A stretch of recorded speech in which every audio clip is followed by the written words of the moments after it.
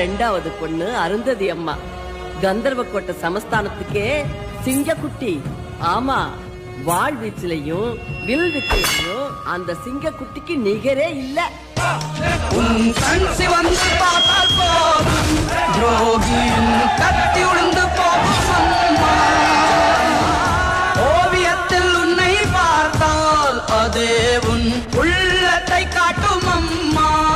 உந்தன் மொழிதானே மேலோரோதும் வேதம், உந்தன் செயல்தானே எதிலும் இங்கே தர்மம். நல்ல ஞாபகம் இருக்கட்டும், இது ஏன் சமஸ்தானம்.